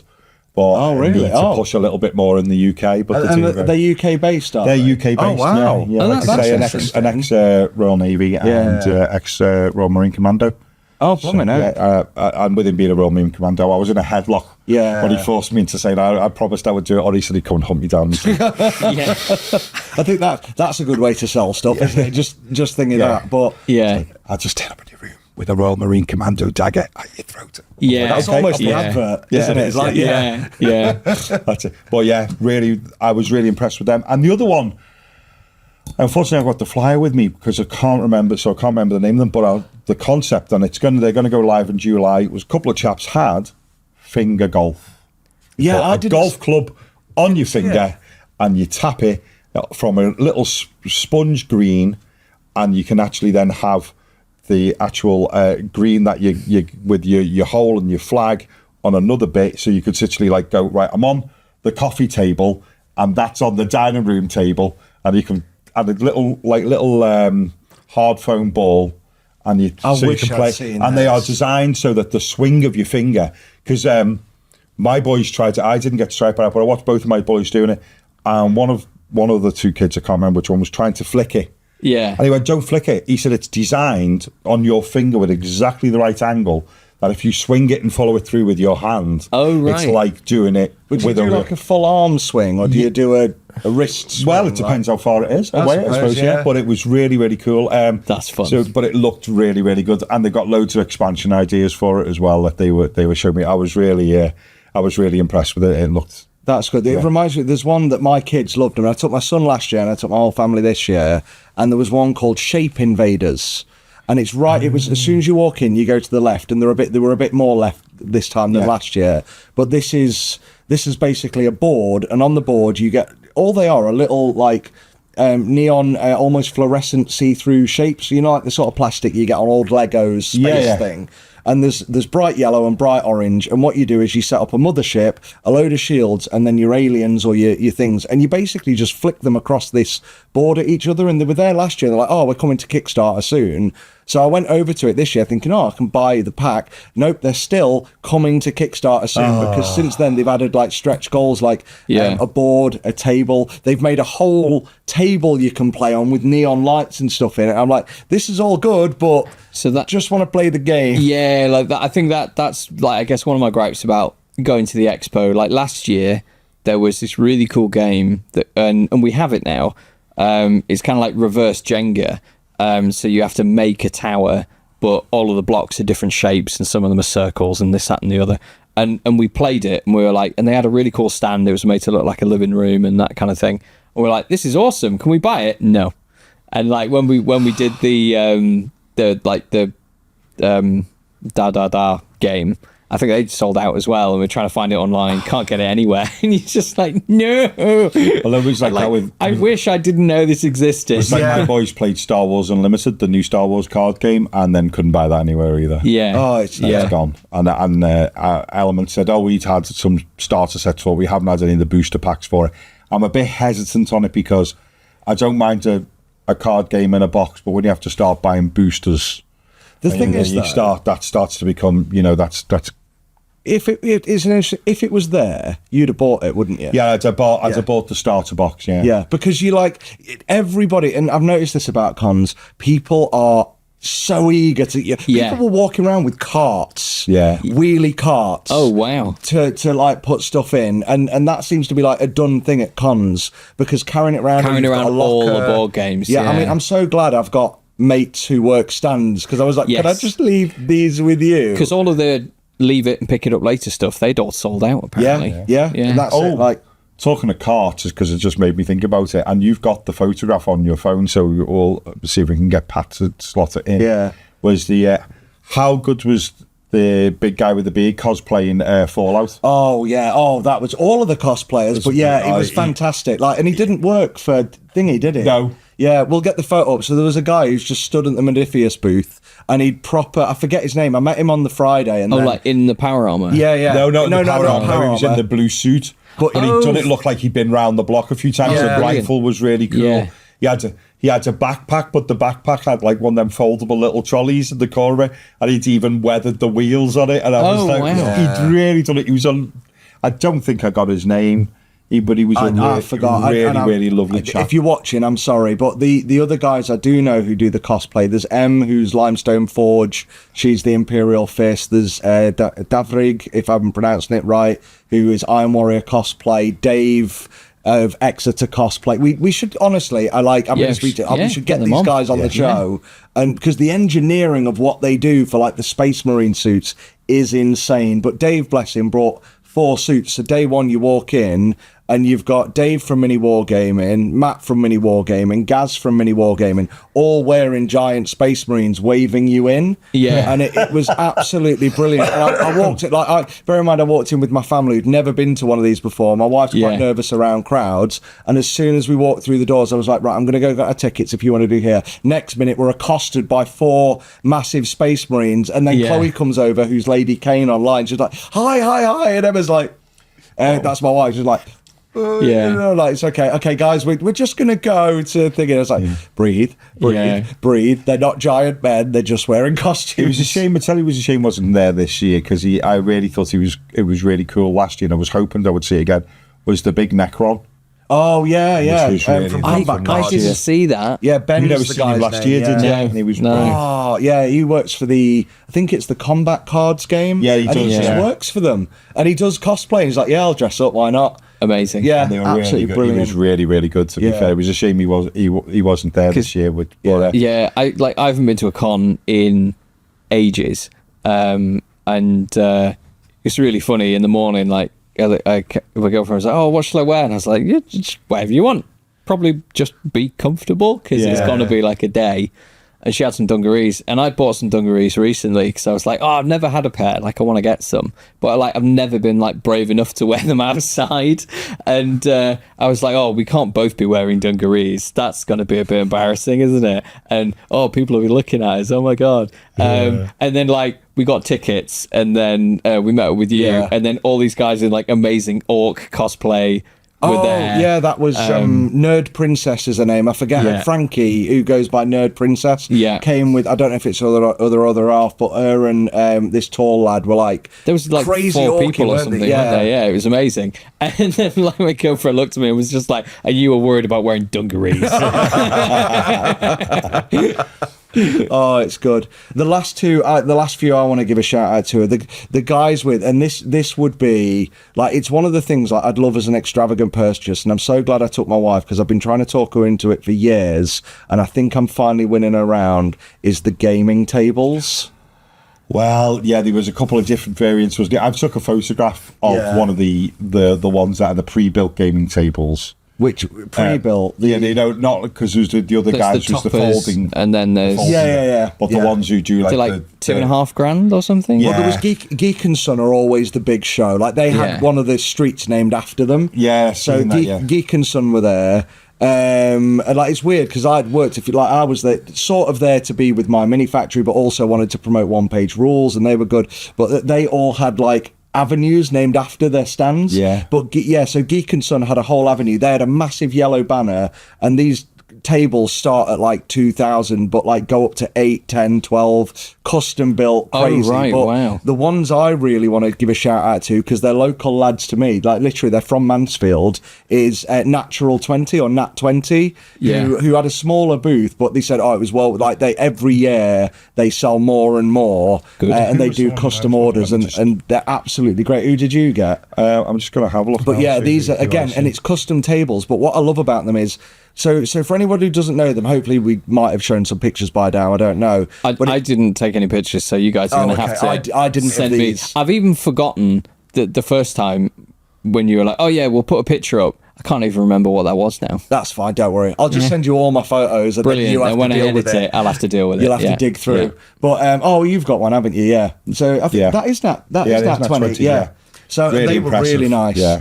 And what it is, so it's a table, but where your normal table is, and you've got the depth, you basically, that's sunken, and then in there you've got like a felt playing surface that you can play your board games on. I think I wouldn't have passed them. Yeah, and then you put like these eaves over it, which go in a little storage box to the side. And you put them in sideways, and they basically cover the table, so you can have it as like a dining table, so you can play your games, and you just cover it and leave your game. And they're and I absolutely love them, but they come with lights in, they come with USB chargers, and they've got like this gap round the edge, holders, so you can just like wedge in a drinks holder or a DM board for your D&D players. And I'm like, oh, they're amazing. But then there's another one who we spoke to, which going back to them, I've been trying to talk my wife into one of them for years. And I was like, I want a table. And I'm like, yeah. But my wife's been like, no, bro, don't want to do this. I'm not spending that on a kitchen thing. But when she saw the bench, because we want a table with a bench, she saw like, oh, can you get a bench with it? I was like, yeah, they'll do benches and chairs. Like, we could have a bench in like down one side against and we can save space. And I was like, okay, I'm just going to shut up and let you do your talking. Let the product sell itself. Yeah, exactly. So you talk yourself into it. But but if you haven't got the space, these were the other guys I was talking to. Berkey is just the most entertaining American bloke ever. I never got a chance to speak to him, sadly. I was talking to his wax-moustached gentleman from the Netherlands who was there. I spent most of the time, to be fair, just talking about the Netherlands because it's a place I like being. But yes, but that Game Toppers, where you can literally have a 6 foot by 4 foot board in a bag that folds out. It's got non-slip underneath it, so if you put it over your own table, it won't move. The most important thing, it's got big rubber stoppers, so you won't scratch it down your own table and end up being knifed in the heart by your wife. Various neoprene mats as well. And then dice towers that you can connect to the sides of it, drinks holders, you name it. And it was really, really impressive. And they have once a year, because apparently because it's so big, they struggle with the expense of shipping it into Europe a bit. So once a year they do a Kickstarter, so that they can then get a load of it together in a container and get it to a central. How they do it? They get it like into a central point somewhere in Europe and then ship it from there. So it keeps the price down a little bit. So that they do a big Kickstarter, because obviously once you do a Kickstarter, it's sold already, so you know where it's going, don't you? You know what I mean? We're saying get the price. I mean, these things still aren't cheap. No. They are in dollars. They're about $1,500-$1,600. Yeah, but they come in a big padded bag. Because I think I saw the Nat 20 tables and then looked at a price tag of like $2,500 or something, and I was like, I can understand how it would cost that much. But no, thank you. And then looked at the toppers, and they were like $1,500, and I was like, oh, that's cheaper. We're heading in the right direction. I think the thing is that a lot of people look at like anything wooden, unfortunately nowadays gets compared to IKEA prices. And it's like, and it's not it's not compressed MDF. No, this is hardwood. Like, these things are heirlooms, not you're hoping to pass them down to generations. Like, I've had 3 IKEA tables in the last decade. Whereas like this would be one for life, especially if I could play games on it, but that's it. So that's everyone who was there. Who wasn't there, Jeff? There's this gang. They were there last year. They're quite local to us. They're quite local to you. They're in down the road. Summer. Anyway, they do miniatures. This miniatures company. They make games for the Games Expo. Anyway, and their workshop is just down the road. What are they called? This, I don't know. But this games workshop called something. We'll call it that for now. Weren't there. God, that was cringe dragging that out, wasn't it? I was like, I was just going to see how long you can go with this. Look at the stats afterwards. See how many viewers drop off during that. I was bored to the joke and I was in on it. Same. Sometimes they land, often they don't. I'm not. More often than not, they don't land. But so they weren't there, and I made this comment a few weeks ago because someone had said to me like, no, they're not on the vendors thing, and I assumed it was like they're going to be there, they're just not there because they're always massive, and they've probably been put in hall 3 or something, and it's like you can't miss them. They weren't there. No, they weren't. I've got to be honest, I think they weren't there because all their events team have been assassinated. All the events. Well, apparently. I'd heard that they weren't there because they'd been at another big event the week previous, because they'd been at Texas. That was the weekend, a couple of weeks ago, wasn't it? And they just decided they were sitting this one out. But I also think they weren't there because if you remember, last year they'd had their own games day. And there was that stupid Warhammer Fest, and there'd been this stupid thing of Q Simulator. Q Simulator. 2-3 hours to have one go at one round of Leviathan. And then the irony was that then I went to Games Expo and just walked up and played, and could have. I didn't, because I was more just nosying at the miniatures, but I could have literally just walked up and gone, "Can I play?" Yeah. And I So think it was devil's advocate. Maybe because I that's think- why they weren't there. Yeah, they was like, What? Because they just, weren't just there weren't getting enough. because They just had Not enough footfall the previous year. I personally think. I don't know. Like I can 'Cause they imagine weren't- that decision being made. Like Were they selling anything last year? yeah, they had a shop. yeah, right. Like they had a full pop-up store. Like knowing Games Workshop now as a corporate company, I don't think of it as anything different than any other corporate company. And for all like the amount of people talking about it this weekend was a lot. Like Yeah. you know, and I heard 15 different rumors as to why they're not there. And I imagine the truth is someone in charge of this has gone, well, it actually costs more to go than we make being there. Yeah. Yeah. I mean, it's like it's certainly a good look for them to be there I think and to so. have the sponsor on, all Yeah. of the marketing material and Well, they- and all they that did- sort They of just stuff. needed to give that. I think they just needed to give that big Terminator a week off. That's it. So Maybe he was tired. So it's Yeah. like people were commenting like because the dragons. They were saying, "Oh, the dragon's back." Everyone was getting photos of the dragon at the entrance. And they were like, "I didn't know there was a dragon there," because every year I've been there has been post-COVID, and Warhammer's been there, and it's been Yeah. the Space Marine or the Terminator. Yeah. So they're like, "Oh, the dragon's back" because Warhammer aren't here. But it's a weird thing that, And it is also felt weird. like there was obviously then a lot more stalls fitting because when Games Workshop land there, they take up a lot of space. Yes. And when know. that's your hobby, you kind of congregate around it as well. Yeah. But Yeah. I saw a lot more this year. I've got to be honest as well, if I'm being truthful, I didn't see as much Warhammer for sale on other stalls. No. Even Element didn't take a great deal. No, it was a lot. It was a lot of stuff. I mean, they had some, but it was a lot of Star Wars. Maybe Yeah, like- they had mostly Combat Patrol And and a paint. big Yeah. run of Combat Yeah. Patrols out. I think Wayland were the most sort of like traditional Yeah. Warhammer shop, Yeah. but then they had all the Bandai stuff there as well. and Yeah. So Yeah. it was other a bit bits and bobs. I've got to be honest, I think personally, I don't think it made a great deal of difference to the expo, and I don't think it made a great deal of difference to Games Workshop. I don't think and in it some has ways, yet. I think it was just nice to see all that extra space being used by Yeah. more little stalls, which was cool. Yeah. If I had to moan about Expo, if I had to have a moan about it, I would say my main problem is that, especially old and fat like me, is that if you want to go and have a sit down, you'd have to walk a considerable distance. Half to a have mile sit down to go and because- have a sit so down. what used to be that they would be directly outside of the food vendors that were inside the main hall. Yeah. They would then be small chairs for people Yeah. just to have a go in and get a coffee and sit back outside of the main hall, and they were all gone. So there was literally nowhere to sit down unless. Don't get me wrong, the fact that they now gave an entire hall just for people who were queuing up to get a ticket. True. And then they put some what was, although still a bit expensive, but quite good. There was three or four good yeah. trailers. Yeah, that's where we got a drink. Yeah, I bought you a drink, You and it did, was yeah. like £3 something. For I a bottle bought. of Fanta. I bought. I bought.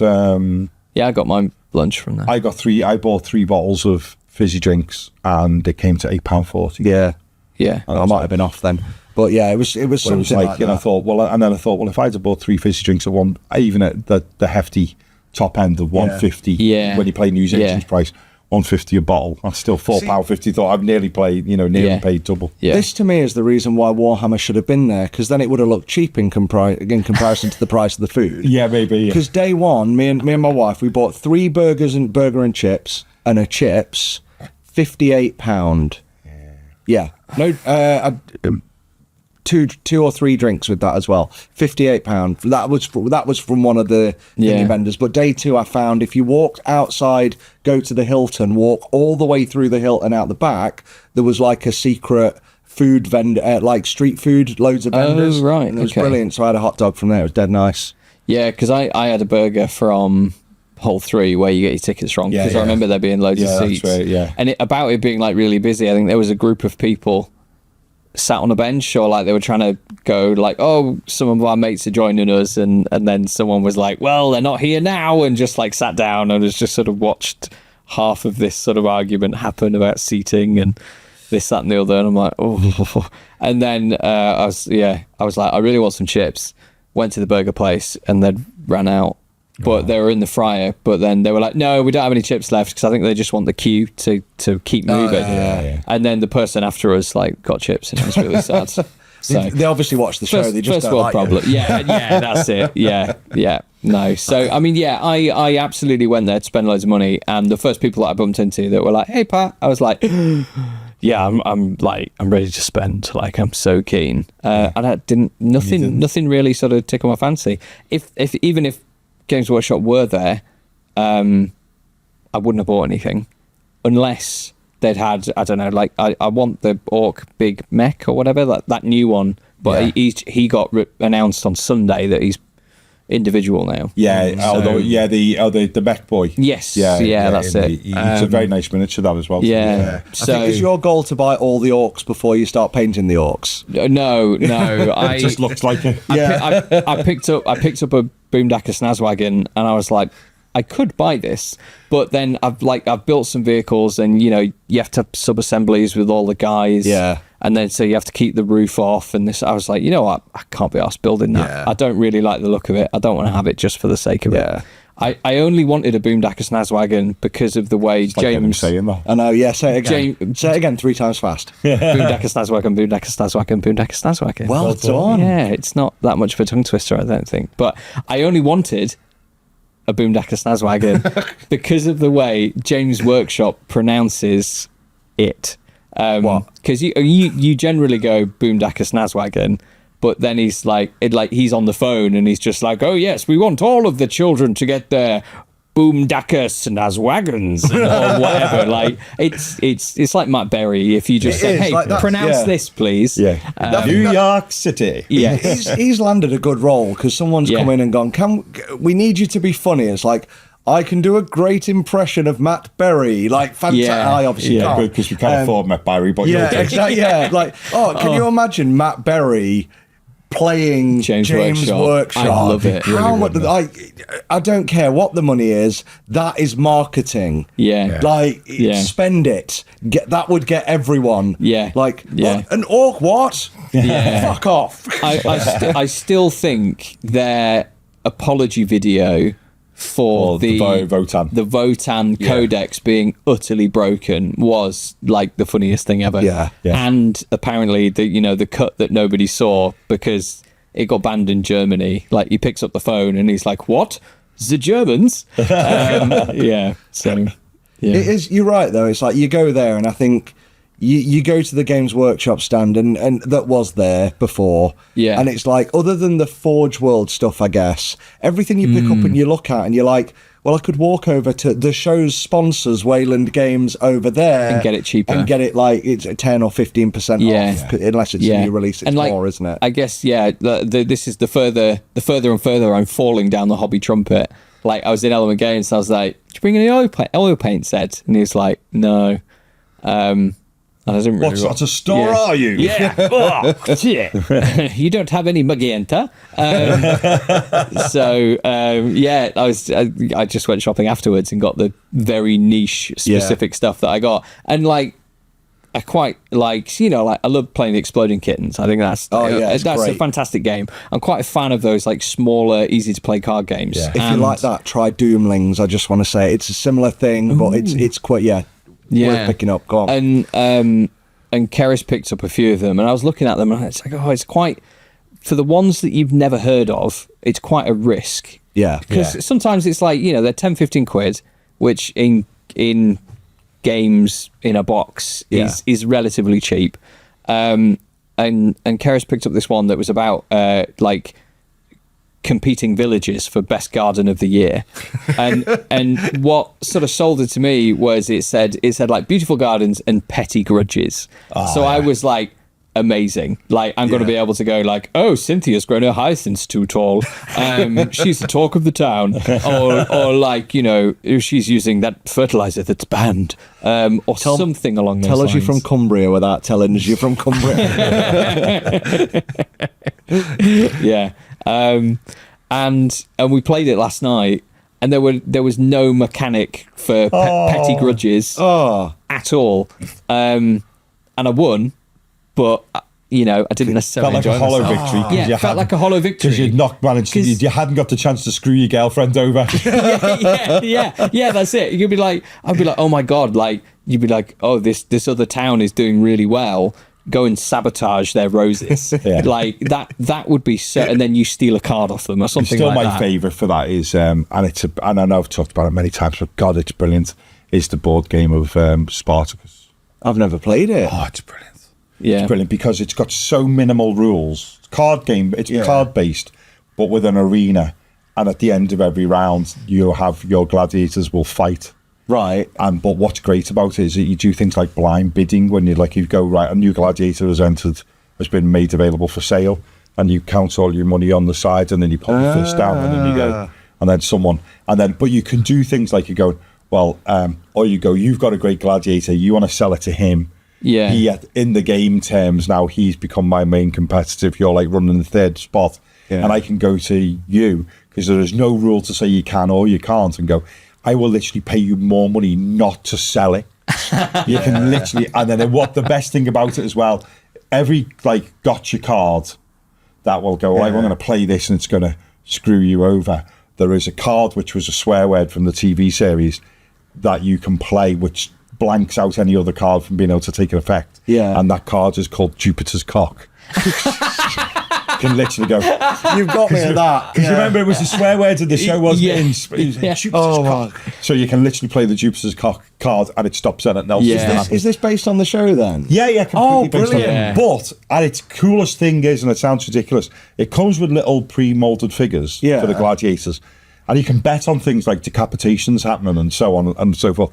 But what we did when we were playing it with a friend of ours, it's made by Gale Force 9, and what we did was instead, because you could then give them the white weaponry, because they've made some Celts, they've made gladiators and Roman centurions with the white weaponry, and because of decapitation, so bear the decapitations bit in mind, we played it using the right weaponry on the right guys, using Lego figures. Oh yeah, then you can just take all because you know if they've got like that big oblong but slightly rounded Roman shield. Yeah. There is a name for it, I can't remember. If you've like paid for the weaponry, you can have one of them and a spear. But the molded figure might not look like that. Yeah. But if you've got Lego figures, got Lego you can make them look like that. And they made a couple of different Lego gladiators, and then there's Lego barbarians. Oh, so you just go and buy them. Yeah, you can just buy, because from them little blind bags. It's a pity that's not a mechanic, because I love a game that's got like a progression mechanic on like a figure or board. It's why I've loved Hero Quest, because it's simple. You know, it's not, but it of all the games, it's simple. But you actually build something as you go. And another one like that is, I suppose it's anywhere you've got a dungeon crawler, but like, is it House on Haunted Hill or the Haunting of Hill House by Avalon Hill, which is a really good one. You start like that's a really good game. 4 of you start in the entrance, and then have you ever seen Cabin in the Woods? Yes, it's a brilliant movie. It's that as a game. I don't know if they're connected or inspired, but you basically go, and every time it's your move, you put a new tile down, and then as you're going through the game, someone will do something, like you've touched this, or you've picked that up, or there's this thing, and then when you get up to like level 10, you then, whoever's go it is, you go through, someone's given one book, and the remaining players are given another book, and you go in another room, and you read it, because you then become the antagonist, and you have an objective, and their objective then is to escape or do something and escape, and then the whole game it's so good. But you progress through it. We should play it one night. It'd be a great one. That sounds good. So I think I didn't buy anything because I guess I'm like, ooh, it's a risk to buy a game that I don't know. Because generally, like Exploding Kittens, everyone's heard of it because it's everyone's great. Heard of it. And everyone's heard of it because it's really good. So you're like, oh, I've heard loads of good things about this one. I'll get it. Like those smaller games, like if Waterstones sell it, they must be, shifted through a lot. Whereas they're not. They were there, weren't they? Waterstones were there. Yeah, 20% off everything if you signed up for an account or created a new email. Because we stopped and looked at Waterstones. We stopped and looked at Dog Park or whatever it's called. Yeah. I picked up the new Double from there for the kids. Double. Duo or something. Yeah. But yes, Workshop, what were we on about? Their absence. So because it's not like they had the new edition of Sigmar to show off. Yeah, you'd have thought, you wouldn't want to be. Maybe they just don't want to sell any. Maybe. Yeah. Everything I'm hearing though is Spearhead's good. Everyone's saying like Spearhead is like what were we saying, Combat Patrol, and bear in mind I'm not the gaming guy, but everyone I know who's played it is like, this is such a pity. Spearhead's great because it's like Combat Patrol but balanced, but actually balanced and actually thought about. So there's little things like the movement is the only thing which is directly the same as Sigmar, so movement distances, but everything else has either been like buffed or nerfed a bit and things like that to try and keep the balance down for these forces. And it's like, that's a gateway product, and that's my biggest complaint about Warhammer is like, how are you getting new people in? We've talked about this. Candles. Oh, of course, yes. It's a fair point. Yeah, And obviously gowns. Candles and dressing gowns and gunpla would be an idea. But you know, that's a good idea. They won't do that. No. Have another company make their models for them. I think that might be why they would possibly never do that one, because it's models.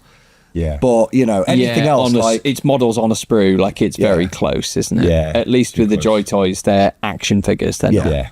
But I think that's the thing, though. It's like, you know, like for the last couple of years, though, it's almost been like, you have a license and you have a license and you have a license. Yeah. And I had a friend who worked on the licensing team who lost his job a couple of years ago. I say a friend, I knew him years ago, and I've sort of like just kept an eye on him on Facebook. Like I see his updates and blah, blah. And he's gone to Team 17 now, which is... So last year at UKGE, they were like, we're making a Worms miniature game. Yep, didn't see it. Yeah. Has anything happened with that? Mantic make a game? I think it was, it's Mantic, but it wasn't. I didn't see it there. Has it been released? Yeah, I think so. Has it? Really? I think so. I'm sure I had it mentioned. Let me have a look. Well, their advertising was terrible. Please continue with your story that I really interrupted. So I know him, but like, they've just been like license, but them not being there, I get it. Like, you know, maybe it's a financial thing. Maybe it's I think the rumor that is going to circulate the biggest online that I heard is...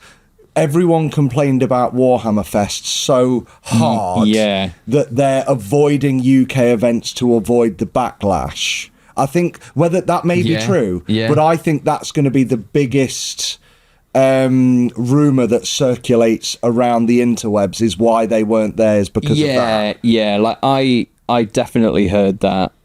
Okay, so what's with Worms? Go on. It maybe exists.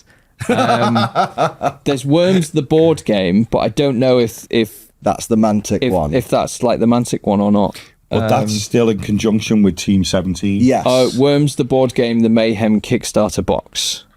I feel like I wanted to back this and then forgot about it because, like you said, I don't think the marketing was like really in your face. As in your face as maybe it could have been. Yeah. Like, does anyone remember I played the Worms game I played the most was Worms 2.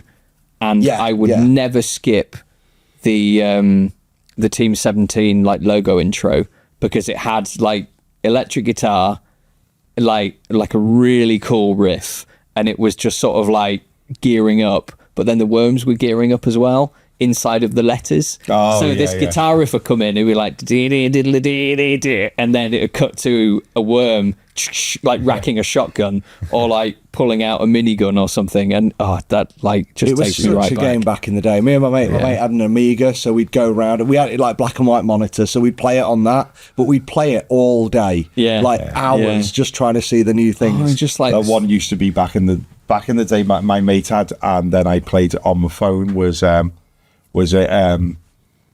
Speedball. Oh God, which was like no, it was Speedball 2, I think. Speedball 2, and then you get a really, really good recreation of that on a mobile now. Yeah, really good. So my always thing from that was always just, even though it was all like carnage going on the pitch, was just the ice cream in the background. So always brilliant grapes people. But no, it is like. It's weird Warhammer not being there. Whatever the reason, I personally think it's. I don't know what they're trying to avoid or what they're trying to do, but you are possibly one of the UK's largest games manufacturers. Your company name is Games Workshop. This was a UK Games Expo, but at the end of the day, like for people who know my other channel, I'm very much going down the 3D printing route. You know what people were playing instead of Spearhead? One-page rules all day long. Yeah, all day, and there was a one-page rules tournament, Yeah. So you're like, well, I'm into wargaming. What can I play here? I can't play Warhammer. I'll go and play what isn't, I wouldn't say it's their biggest competitor, but it's definitely the up-and-comer. Yeah. Or one of the major up-and-comers, because you can play it for free, you can get models for free, or at least download them for free and then get them printed. And everyone was playing that. So, you know, slow clap for not being there. Yeah. Whilst everyone's playing everything else. It's sad. It on the other hand, though, it showed me a side of the world where if Warhammer didn't exist, and it was a sad world. It was. Was it sad? In a way, like, because, again, I go to see what I would say are colleagues in the industry, like the other content creators out there who are, you know, it's quite lonely this when it's not you guys. Oh, massively, yeah. You know, you're on your own 3-4 days a week just doing your edity stuff and your things like that, and crying into my keyboard. What? Yeah, exactly. Yeah. Exactly. But yeah, so going around to see these people, and you congregate around a few places like Wayland, like Element, like Warhammer, but it's mainly out the front of Warhammer, or like, oh, I'll meet you by the Space Marine. Everyone knows where that is. Yeah. And I felt this year people were wandering around lost, not knowing where, or like there were people there who like text me to meet me, and I was like, yeah, I'll catch up with you. And normally you nip back to a certain place and there's people there. Yeah. And that place wasn't there because no one was congregating around the Warhammer, because there was no the Warhammer. Yeah. It's interesting. Like I left thinking like, oh, I wish I'd had a bit more to do there. Yeah. Like, it is weird to like wish, like, I went with a different hat on. Like, I was a punter, like, you know, pay for a ticket and wandered around with my girlfriend. And I was like, oh my God, it was so busy and I didn't really see anything that I wanted to buy. I want to go home and eat fish and chips. And that's exactly what I did. And it was great.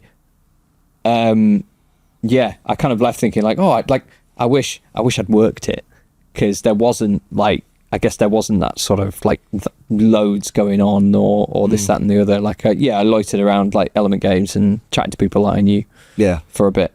It'll be quite interesting next year is the fact that you'll potentially have a whole different crew working at Element Games, and the fact that they'll probably start pulling the staff in from what will be their new Birmingham shop. Oh, yeah. Which is coming very imminently, I believe. They've got the manager. I don't know if they've started hiring, but so Element sweet. Games Birmingham's going to come soon. Then I was talking to Ed about, he's looking at a couple of new stores. I've suggested Newcastle. I'll be like, go on, because that's where I'm from, and I'll be like, I'll even take you up and show you around. We'll have a night out. There'll be a couple of nights out. It's like, Byron, I'm going up with him to show, because I know the area. Yes. You know, can you pay for me for a hotel? He won't. But but yeah, no, like I would suggest. But yeah, there's a couple more he's looking at next, and then so that's an exciting exhibit. So if you're from Birmingham, where the NEC the show was, then you're gonna have a new Element Games store soon. Oh, just imagine how quiet Element Games Birmingham would be on the days of the expo. That's when I'd go there. Or maybe they wouldn't have any stocks, it'd all be nicked. But or you'd be able to go to Element at Expo, throw a hissy fit that didn't have what you want, and then just drive to the shop in Birmingham and go and collect it. Fair point. Like Warhammer Fest, where people were leaving the queue, driving to Stockport to Element to buy. People were. They were like, I went shopping at Element Games because they queued for Fest. Left the queue for Fest, got in their car, drove to Stockport, because it's 20 minutes down the road, went to Element Games, bought the stuff they want, then came back to Warhammer Fest. Yes.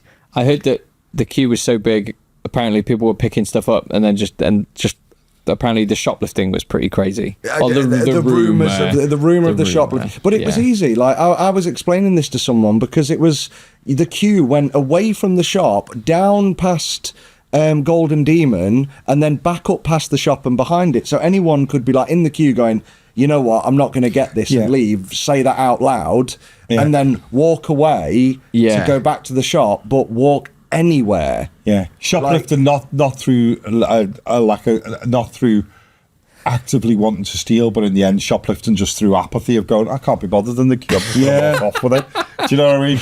I'm simply worried. stealing this because it'd be rude not to. But the queue is too big. I'm stealing it because I haven't got the time to wait to buy it. Yeah. But, You know what? It could be true that they want to avoid UK events because we are still whinging about it now. And if there's one thing the British can do, it's complain. Yeah. I heard some of the queues were so long that when people bought 40k models, by the time they got to the front of the queue to buy it, that model had been moved to Legends. Oh, brilliant! I think I'm looking at this from like Warhammer not being there. I'm like a parent where the kids really let me down. I'm not angry. I'm just disappointed. And the reason I'm disappointed is, again, we've talked about it. We've had the luxury of being able to go to other shows on Warhammer's dime. Ever since Warhammer Fest, every show I've been to, the booth at that show was better than Warhammer Fest. Yeah. So whatever they've done, this is the worst bit. Whatever they've done since, not only have they fixed it, they've made it amazing. Like even last year's UK Games Expo was better than Fest. Essen Spiel better than Fest. Yeah. Adepticon this year. How good was that booth? Really good. Yeah. Insanely good. Nice, yeah. They had models of they had the helmets, didn't they? Of Because you had a lot of that LVO. You'd seen a lot of it there as well. Of course, They had a lot of it. Yeah. LVO, that was better. Yeah. Yeah, so everything they've done. And I'm And kind of the like... other thing as well, compared to Warhammer World, loads of stock. Yeah, exactly. So damn you Warhammer for not being there. I'm so sick and tired of you, blah, boycott. Are we going to Warhammer World, mate? Yeah, we've got to go. Yeah, we've got to go. Yeah, it's time marching on. How long we've been doing? Yeah, we nearly hit the 2 hour mark. Oh, wow. So, So we've ranted really well for 2 hours. It's me. Yeah. I can Well, talk you'd for imagine. England. Hello, little doggy. Oh, she's come So, to say yeah. bye. Yeah. I'm going to see if I can sneak her into Warhammer World and pretend she's a service dog. That's it, yeah. You got any dark sunglasses? Yeah, maybe that might be the key, mightn't it? She'd look daft in dark sunglasses. To be fair. Yeah, she would. Yeah, give her sunglasses and a She's got baseball a cap. cheese blind. I have to take her. I have to take her in because I'm her carer. Yeah.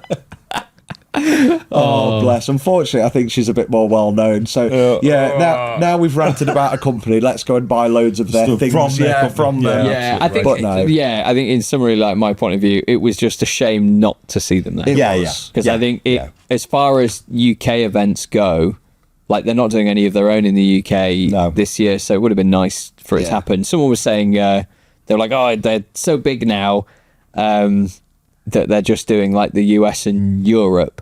And it's kind of, I was like, and we're not in the EU anymore.